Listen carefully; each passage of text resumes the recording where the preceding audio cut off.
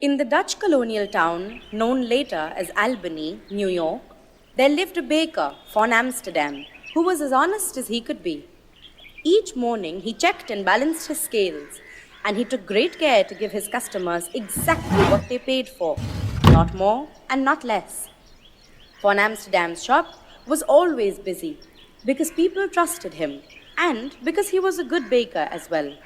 And never was the shop busier than in the days before December 6th, when the Dutch celebrate St. Nicholas Day.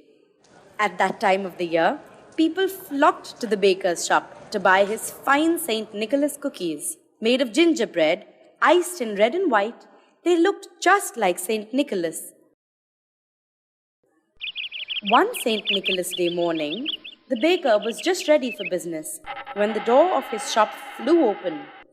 In walked an old woman, wrapped in a long black shawl. I have come for a dozen of St. Nicholas cookies. Taking a tray, von Amsterdam counted out 12 cookies. He started to wrap them, but the woman reached out and stopped him. I asked for a dozen. You've given me only 12. Madam, everyone knows that a dozen is 12. But I say a dozen is 13. Give me one more. Madam, my customers get exactly what they pay for, not more and not less. Then keep the cookies.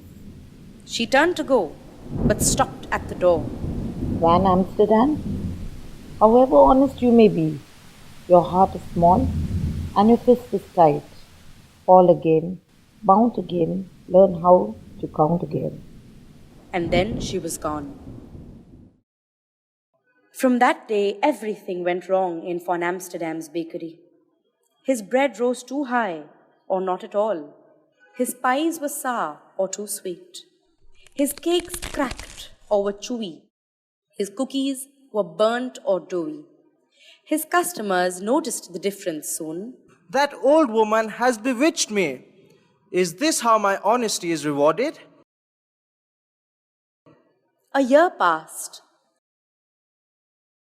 The baker grew poorer and poorer. Since he sold little, he baked little, and his shelves were nearly bare. Finally, on the day before St. Nicholas Day, not one customer came to von Amsterdam's shop. At day's end, the baker sat alone, staring at his unsold St. Nicholas cookies.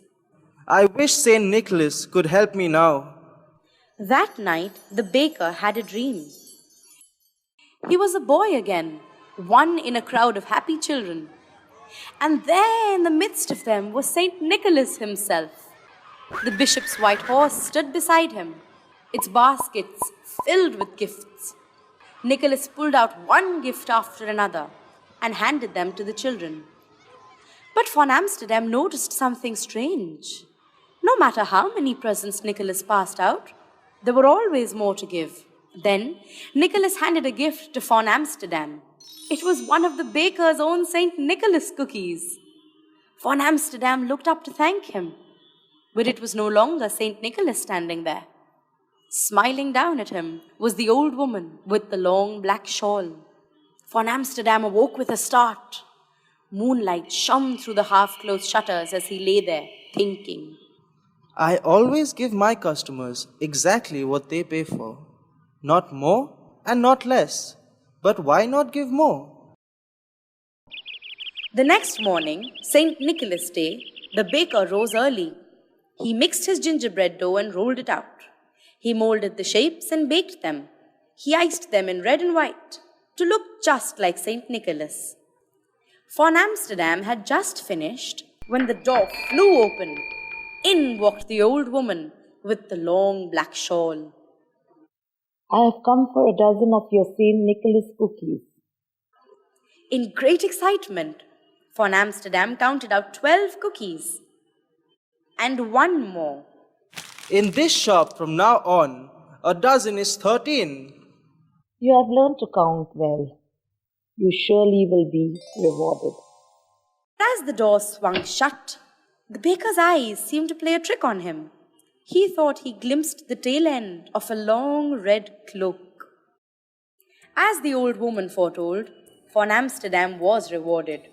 When people heard he counted 13 as a dozen, he had more customers than ever. In fact, Von Amsterdam grew so wealthy that the other bakers in town began doing the same. From there, the practice spread to other towns and at last through all the American colonies. And this, they say, is how 13 became the baker's dozen, a custom common for over a century and alive in some places to this day.